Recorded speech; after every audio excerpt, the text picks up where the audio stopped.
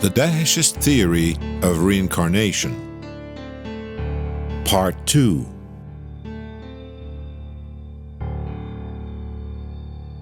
The Mechanics of Existence.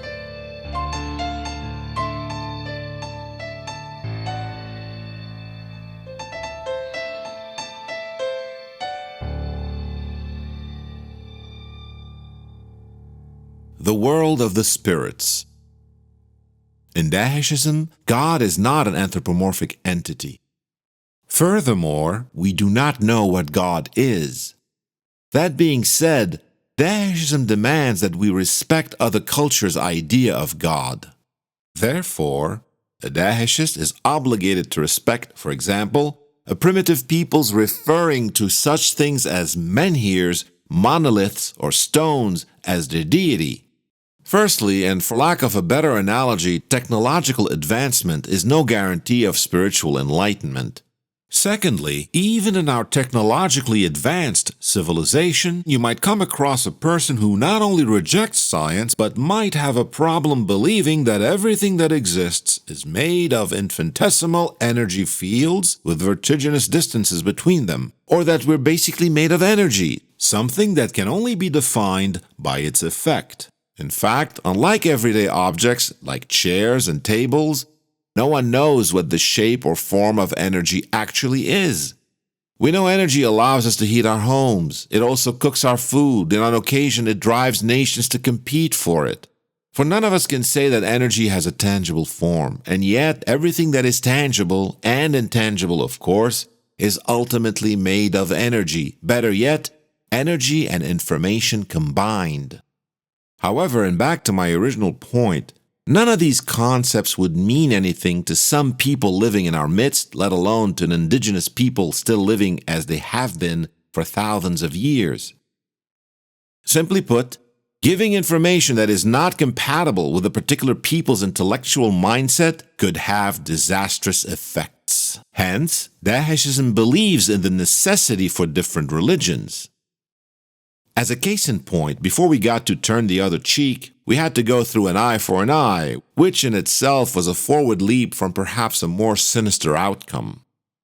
The long and short of it is this: things such as social, cultural, and moral development, such as great acts of forgiveness, take time, a long time to evolve.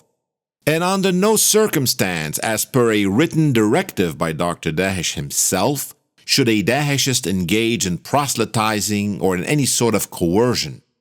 Our main goal here is to open some minds to the possibility that there might be a grand design behind our universe, and that whoever or whatever created it established an unequivocally just and fair system of checks and balances. Ideally, we would have a fresh dialogue that seeks harmony among science, art, mythology, philosophy, and moral and social codes, among others. And please note, I said harmony, not unity, or merging into one entity. As I have indicated before, in episode 1, we are not here to turn physics into faith or faith into pseudoscience. To truly unify faith and science requires the kind of mathematics that has not yet been invented.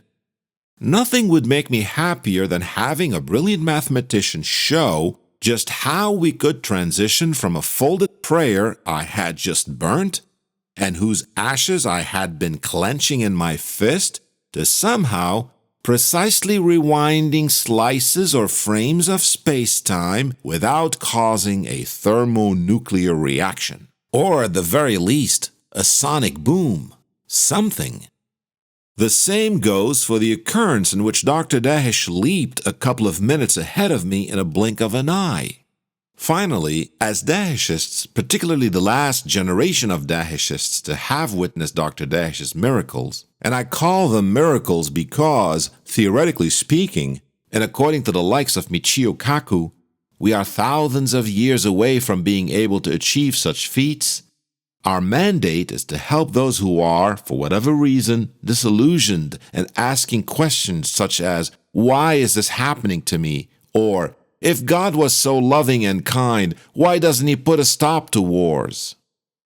And while I'm not offering any promise of quick fix solutions, immediate remedies, magic spells, or potions, as it were, I am providing a loose sketch of a roadmap to an often long journey towards understanding and acceptance, two important components of inner peace. All I ask is a temporary suspension of disbelief. Now, what about God? What is God? Where does God reside? Here, and to give what I am about to explain a historical context, I will share with you a translated passage which was originally written in Arabic. It is an excerpt from volume number 1 of Miracles and Prodigies of Dr. Dahesh, a detailed log kept by the late and acclaimed Lebanese poet Halim Damus, one whose literary work was read and studied by Khalil Gibran.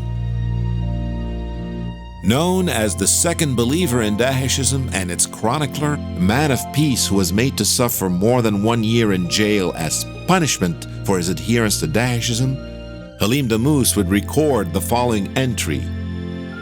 August 1st, 1942, the first miracle. The appearance of the extraterrestrial. A discussion. We were 3 at my home in Ras, Beirut, Dr. Dahesh, Brother Youssef El-Hajj, and me. It was 10 o'clock at night when Dr. Dahesh rose and approached the window. And there he gazed at the moon. That's when we heard a subtle murmur reaching our ears. And lo and behold, a light mist materialized before us and began to shrink, to compress, and to diminish until it revealed a man of an amazing form whose face was red and sparkled as if it were the surface of a mirror. His size was similar to ours.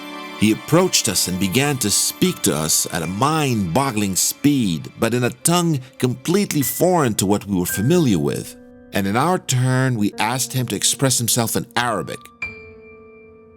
We asked him if he could do so because we were unable to understand a single word he was saying. That's when Dr. Dahesh approached him and put his hand on his mouth. He immediately began to express himself in Arabic and in a very clear fashion. And he said, I am the inhabitant of one of these worlds that are inaccessible to your human eyes. Once I was an inhabitant of your planet, and that was thousands of years ago. And what you refer to as death befell me. But in reality, death is none other than a passage from one world to another, from one condition into another. For as soon as I permanently closed my eyes on your planet, leaving behind my body as food for earthworms, I found myself in a world of sublime beauty. If you were to ask the question, how come we, the living, and the inhabitants of this planet, are not capable of seeing you, you who have abandoned your material body and is now wearing a transparent spiritual body? My answer would be that the explanation would require many volumes and that I would have to remain with you for many hours, which is not possible because, and already, the hour to leave you is almost upon us.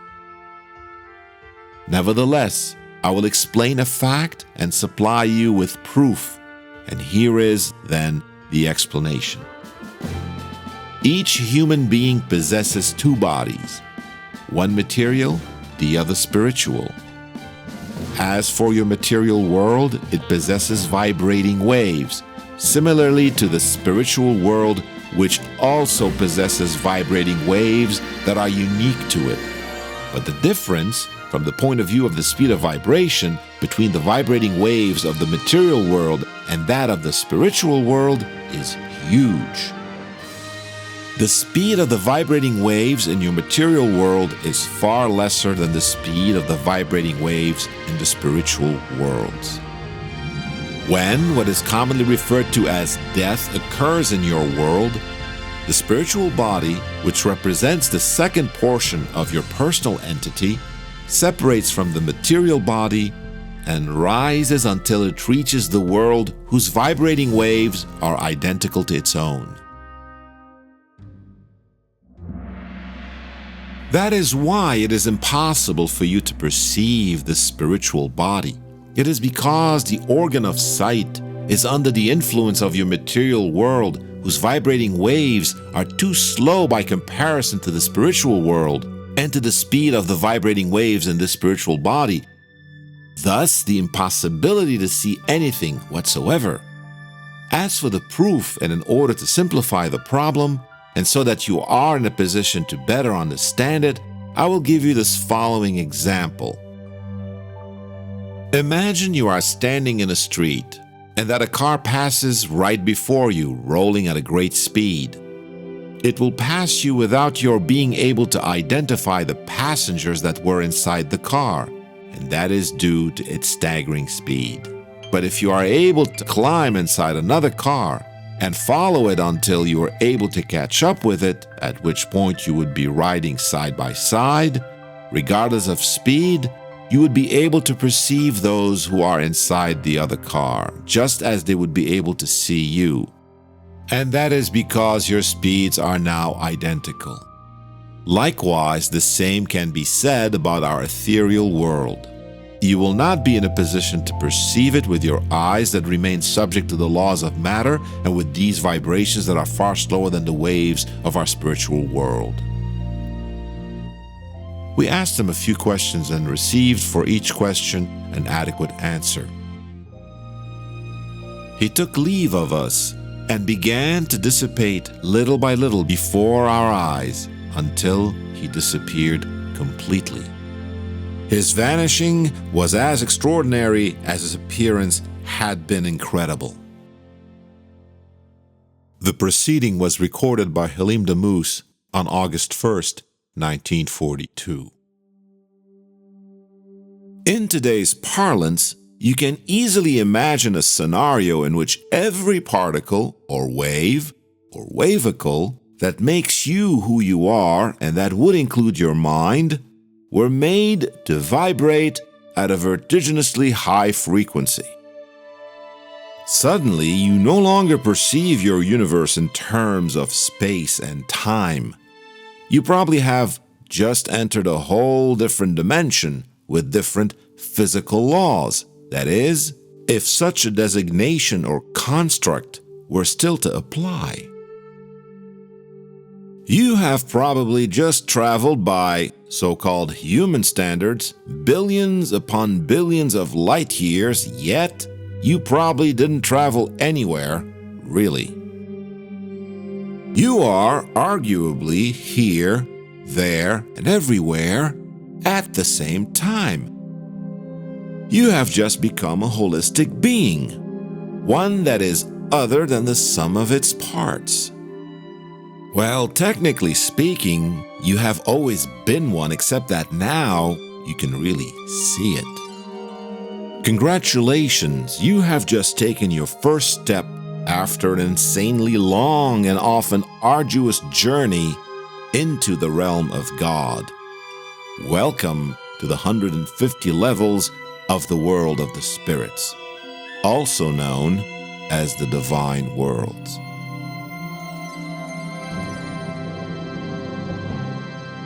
The highest or purest of these divine worlds are called the heavens, the realm of God Almighty.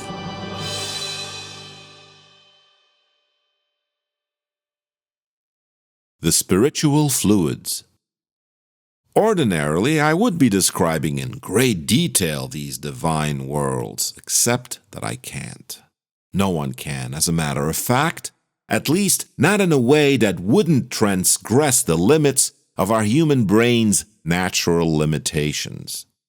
But since we cannot transgress certain limits ever, the prospect of peering into the realm of God is therefore impossible.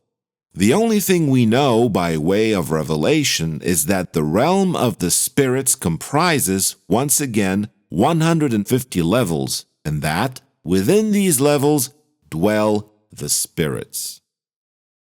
From these spirits extend what is known in Dahishism as the spiritual fluids, in various degrees of loftiness and depth, forming two subsequent realms known as paradise and hell. Similarly, both are also each composed of 150 levels. Could we, instead of saying 150 levels, say 150 dimensions? Probably so, but what is important here is to remember that every level, dimension, degree, or whatever you feel comfortable calling it, can only be perceived by entities or beings of compatible wavelengths. That is why, for example, an earthling sees the moon as a barren wasteland despite a revelation from Dr. Dahesh that it is teeming with life. Not only that, the moon even boasts a more advanced civilization and a higher spiritual level to boot. And speaking of planet Earth, or rather the reality we humans perceive while existing as human beings in a normal state of consciousness, it is worthy to note that it is on the threshold of the first level of hell. So to recap, we have the non-localized, unconfined, unrestricted realm of the world of the spirits, the heavens, where spirits thrive. From them extends a network of energy signatures known to the Daheshists as the spiritual fluids. These spiritual fluids constitute everything that does not belong in the heavens. As I have already indicated, in the world of the spirits, 150 levels in all, reside the spirits. These are the divine levels whose upper parts constitute the realm of God Almighty. From these spirits extend the spiritual fluids that permeate all of the two other principal realms, paradise and hell, each broken down into 150 levels. And as I have explained, Earth and its associated reality resides on the threshold of the first level of hell. So what are the fluids anyway, and can we see them? In a nutshell, fluids, or spiritual fluids, are the fabric and hidden consciousness of paradise and hell, where creatures and things of every imaginable type, size, and tendency dwell. Therefore, it is important to ponder the essence of these fluids, their effect, and last but not least, the outcome of their interactions. For me personally, understanding what fluids are is akin to understanding the characteristics of atoms or fundamental particles. For example, a block of wood is, in the final analysis, nothing but empty space, and the particles that make it up are not really solid. Instead, and fundamentally speaking, they are made of energy.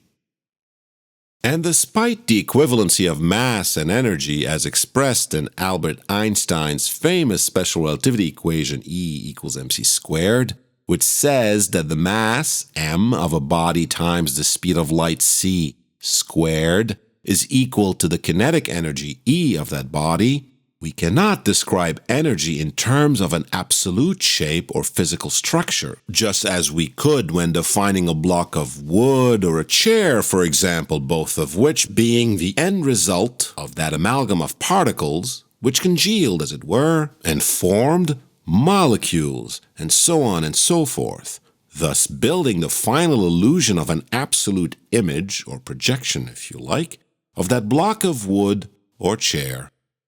The fact of the matter is that reality, with all its degrees of solidness and absolute notions pertaining to patterns and shapes, looks very fuzzy when viewed up close. Stranger yet, at the quantum level, there is no certainty, rather a probability of finding a particle. And if we go below a certain scale, it is downright empty space. And just as information had to play a part in order for wood to be transformed into a chair, the same applies for spiritual fluids. Spiritual fluids are sentient. And even though we cannot truly visualize what spiritual fluids are, we could nevertheless develop an intuitive notion about their makeup if we employed metaphors or analogies. In addition, I don't think anyone can escape having to read up on physics and ponder these concepts for a reasonable amount of time in order to begin to feel comfortable with the notion that, for example, gravity, electromagnetism, the weak and strong force, and perhaps other forces still unknown to us are, in essence, spiritual fluids. What all of that means in terms of concrete scientific concepts is beyond us or our ambitions, for we will never fully understand how it all works. Nevertheless, we have enough to decode certain scriptural passages, especially those that were recorded thousands of years ago. Today, I can safely tell you that it was no literal rib of atoms that was the source of Eve's materialization in the Garden of Eden. Rather, that it was one of Adam's spiritual fluids. As to the matter of who Adam was and why he materialized in this place called the Garden of Eden, we shall visit that in a future episode. In the meantime, think of the spiritual fluids as the utmost fundamental energy building blocks of the realms of paradise and hell. Now let's look at man. Man is made up of a body, a soul, and a spirit. Before I continue, it is important to mention that the spirit element of man only resides in the realm of the spirits. Remember that I have indicated that from these spirits extend the spiritual fluids that permeate all of the two other principal realms, paradise and hell. So, in a way and to some extent, man is a projection of a spirit that only resides in the realm of the spirits. As to the human body itself, it is made up of fluids, formal, generic fluids found in nature, as it were. To help differentiate this type of generic fluid, also known as the fundamental fluid, from a spiritual fluid, let us look at some analogies. Imagine a honeycomb. The honey the bees produce varies in taste based on what flowers they gather pollen from. However, unadulterated beeswax has pretty much the same properties. Or imagine two computers using the same parts yet are different in the sense that they are run by two different operating systems. Think software versus hardware. Better yet, imagine all the computers of the world using the same type of metal frame, and yet each running a unique operating system. Hence, in paradise and in hell, there exists generic building blocks in the same fashion we have generic bricks and mortar that can either go into the construction of a palace or a modest cottage.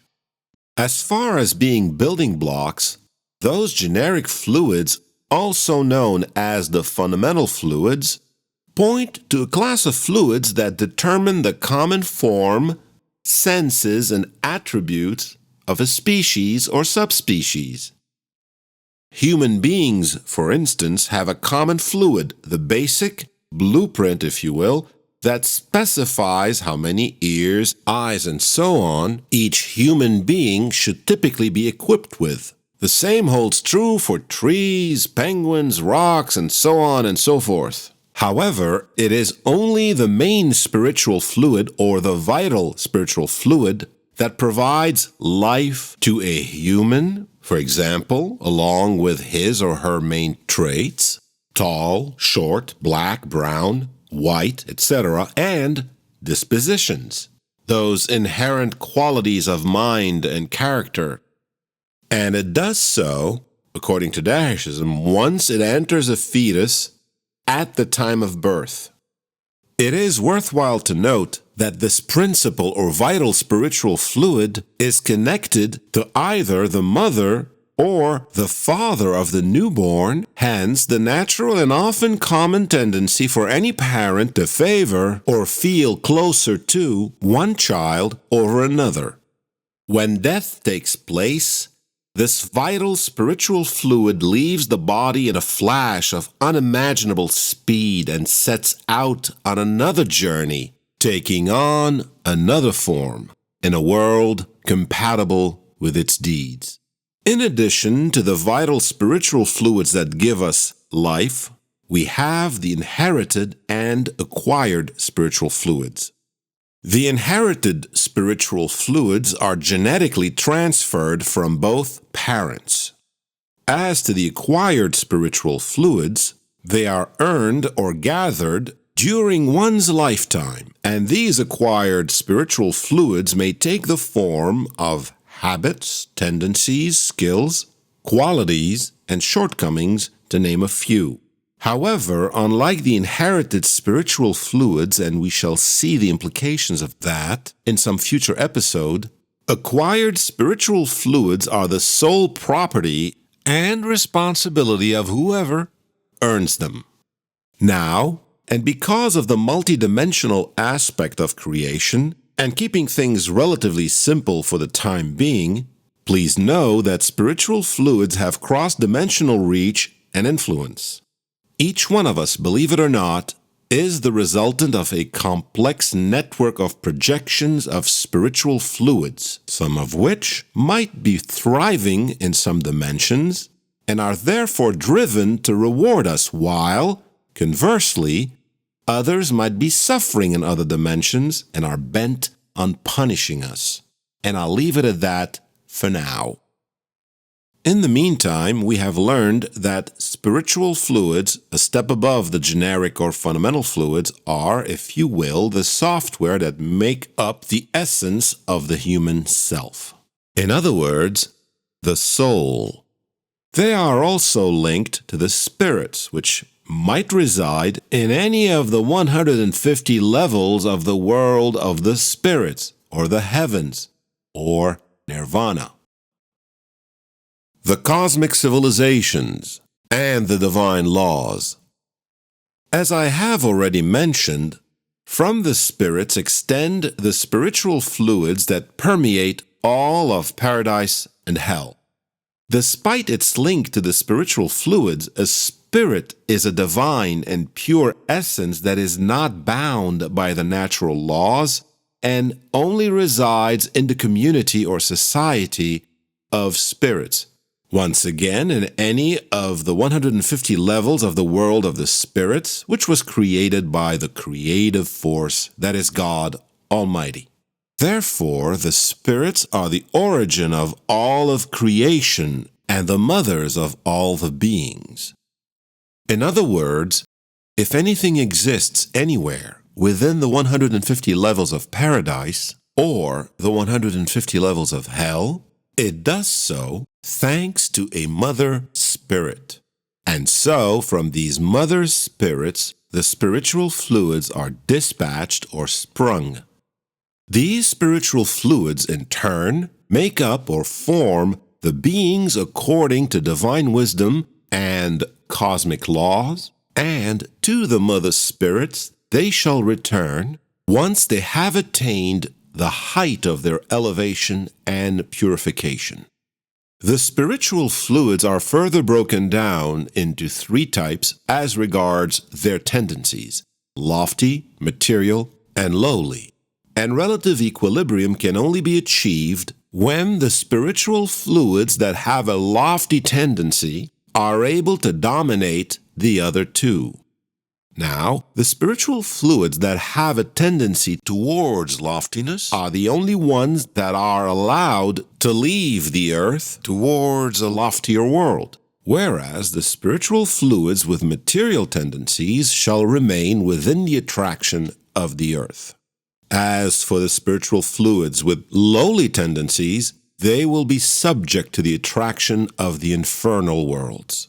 Once again, every spirit is a true mother spirit to a group of beings and is connected to them through invisible beams or rays. As a result, every mother spirit rises and falls through the spiritual ranks in accordance with the rise and fall of beings connected to it in which that mother spirit has created. Therefore, countless stars and planets are spread out over 150 lofty spiritual levels and 150 lowly ones. The upper 150 levels make up the worlds of paradise, or the paradisaical worlds. As for the lower 150 levels, they make up the worlds of hell, also known as the inferno, or the infernal worlds. And every higher or lower level or stage encompasses countless material orbs, each assigned its own laws, climate, and inhabitants. Again, Earth, on the scale of the cosmic civilizations, is situated exactly between the upper worlds and the lower ones. No spaceship or rocket can lead us to whatever glory awaits us in the upper worlds. Only an inner spiritual rising will allow any spiritual fluid after departing from man to materialize in an upper world it merits materializing in. On the other hand, if man lowers himself, succumbs and clings to all that is worldly, well then man will expose himself to the field of attraction of the lower worlds, and his spiritual fluids will materialize there upon departing from him, on a planet rife with ignorance, darkness, wickedness, and where untold misery and hardship are rampant, and that would be in accordance with the divine cosmic laws. In episode 1, I made a reference to science fiction, a subject I'm particularly fond of. On that topic, Professor Michio Kaku, a leading theoretical physicist credited with co-founding the string field theory, said in a Big Think video presentation called The Universe in a Nutshell that, quote, most of science fiction is in fact well within the laws of physics but possible within maybe 100 years. And then we have type 2 impossibilities that may take 1,000 years or more. That includes time travel, warp drive, higher dimensions, portals through space and time, stargates, wormholes. That's type 2. And then we have type 3, and those are things which simply violate all the known laws of physics, and there are very few of them. End quote. Dr. Dahesh, arguably a type 3 impossibility, taught that God had sealed the mysteries of existence, as well as the ultimate purpose of creation from even his prophets. In fact, I once went up to him as he was working away at his desk in my apartment in New York City and asked him if he himself had ever seen God, to which he stopped writing, smiled, shook his head, and replied, not even the prophets, the messengers of God, have seen him. And then I asked him a follow-up question. Do animals have prophets? To which he said in Arabic, "Halla khallina min hal-mawdu'," which roughly translates into, now spare us that subject. Dr. Dahesh once wrote, man, may you one day understand that powerful as you are, marvelous and astonishing as the deeds you perform are, admirable as the works you accomplish are, and even if your discoveries were to surpass the horizon as no one before you has ever been able to do, and whatever they might be, there lies within the depths of existence something incomprehensible and elusive, something whose nature and essence are unknown. This something laughs and mocks your achievements, and will keep on doing so until your ephemeral hour ends, and you will have left as though you had never come.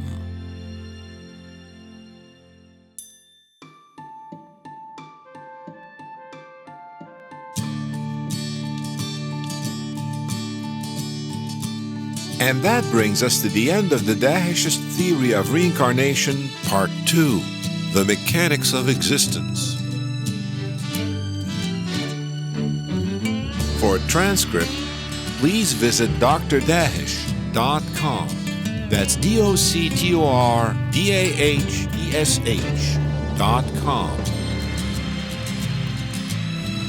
You may also visit Dahesh.org or Dahesh.tv. This is Mario Henry Shakur saying goodbye until next time.